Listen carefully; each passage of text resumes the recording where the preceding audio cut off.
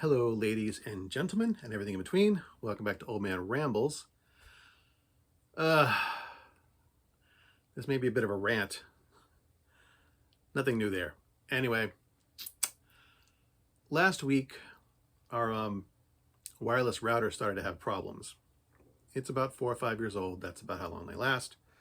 So I went out to find a new one. Um, just basically, I had my last one was Netgear. Got a new Netgear one. It's supposedly an upgrade. That one was 5 years old. They've come out with new technology since then. I bring home, I plug in, trying to get it to work, and it says, oh, download an app. It's like, it's a freaking piece of heart. Why do I have to download an app? So, my wife gets on her phone, downloads the app. We spend an hour trying to get this stupid freaking thing to work because the instructions were sort of vague, didn't make a lot of sense, and assumed that everyone had the exact same phone settings, because it would say, yeah, do this, do this, do this, and this. And my wife's like on her phone, like, I don't know where that is. She doesn't play with her phone settings all the time. I know where they are on mine, but I've got my work phone that it gave me is an Apple phone. She's got like a track phone, so they're not the same things. I can't really do a lot of help there. And the reason I didn't do it on my phone is because this is a work phone. They tend to be a bit testy about downloading non-work related things to your phone. So I'm frustrated. I go online. It's like, why do these things have apps? And I find, I find a guy who, who's ranting about the fact that he bought a dishwasher that you needed to download an app to, he tried to push the button on to make it work. The dishwasher wouldn't work because he needed an app to turn his dishwasher on. And this is so frustrating. It's a piece of hardware that doesn't need an app, and they're making you jump through hoops just to get something that you plug into the wall to work. This is so frustrating. It's enough to make me want to unplug everything and just not deal with technology at all. But I mean, in addition to my searching on the internet, it just got me to why are they doing this crap to us? And again, I come across other people talking about this subject. And it kind of all breaks down into how these companies see us.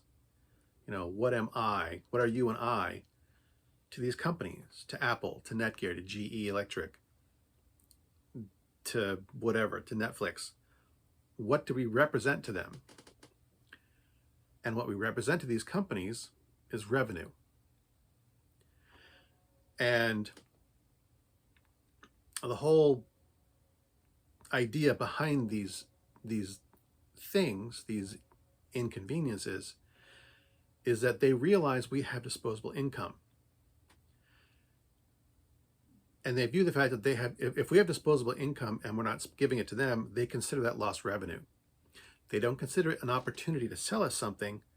They consider it lost revenue. If we have money that we're not giving them, that they view it as lost. They view it as, oh, they've lost that money. They should get that money. Their entire mindset is that if there's money out there, that it belongs to them. That if it's that this isn't just capitalism. This is just pure unadulterated greed. Because they're not trying to sell us a service. They're fabricating a problem and forcing us to use it. I have some actual examples here. This is my work phone, my iPhone. If you can notice, there's no headphone jack. They got rid of those years ago. Now, when Apple did that, they told us it was to make the phones more water resistant. But I still have the charging plug. There's still a hole here that water could get into. That had, the phones are just as water resistant now as they were with the headphone jack. It's just a hole with the contact points. You just got to seal it. But when they got rid of the headphone jacks, how are you going to listen to music? Well, they gave you this cool thing. They came up with this cool thing called earbuds. Yeah, earbuds. Now you don't need to deal with the wires anymore. But earbuds take batteries. The batteries only last about, well, the batteries last about as long as wired headphones were. Yes, I still have them. I still have a pair here, but you know, these last about as long as the earbuds do. They made it so that we can't replace those batteries. They're placed there in such a way that you can't get to them without breaking the earbuds. There was no way to replace those batteries, which means when they eventually wear out and die, you have to buy a new set of earbuds. Now, these wired headphones cost between $15 and $20. Apple makes about $10 in profit off the sale of these headphones. Wired, the earbuds, cost a lot more than that.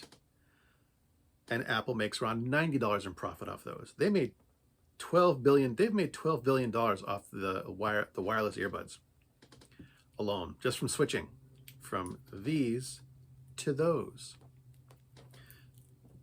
And the entire problem was manufactured by them. They didn't have to do that. They found a way to make us spend more money by simply denying us service of something. Now, granted, yes, I don't have a set of earbuds because I refuse to spend that kind of money. I refuse to give Apple that kind of money. I have a little lightning charger. I'm not going to spend that kind of money. You know, it's a cable. I've got either the phone on my desk or my pocket if I'm going to use it. And I don't listen to music on that one anyway. But Apple's not alone. That's not the only thing Apple's ever done. Do you remember, I still have these, when the charging of Apple devices went from this big charger here down to this little lightning charger here? Yeah, they switched that up on us. They don't make adapters for this. Apple didn't do it. No one makes them. And I know that because, I mean, I still had an old iPod that worked at the time. I still use this as a charger. And also for a docking station. My old docking station for my iPod died. I went out to buy a new one. It was the lightning thing. So I was like, okay, I'll just get an adapter. Couldn't get one. They don't exist. They still don't exist. They've never existed. Apple decided to change their plugs and then lock down the adapter market. No one can make the adapters. If you wanted to use any of the new docking stations, you had to buy a new iPhone or a new tablet with the new port. They created a problem and refused to do anything except force us to buy new equipment. There's a reason why I go out of my way to not give money to Apple. I won't pay for Apple Plus, but they're not alone in this. I mean, look at my example of a dishwasher. There is absolutely zero need to be using your phone to run the dishwasher. You load it while you're it can't load the dishwasher for you. It can't put dishwashing detergent in it for you.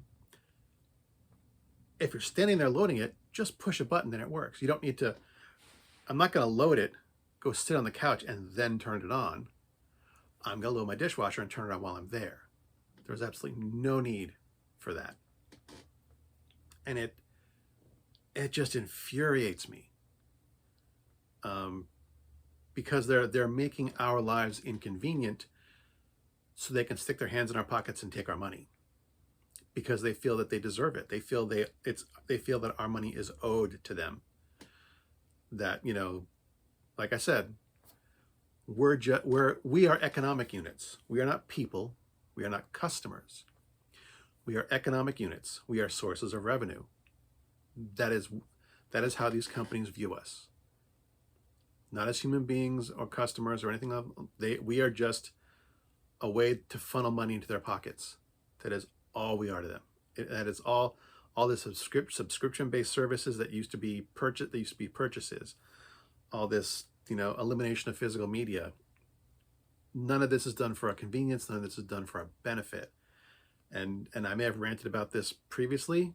I probably have. But it's fresh in my mind because I just had to go through this whole rigmarole again a few days ago. And I'm still kind of worked up about it. Well, I've got that off my chest. Good hunting.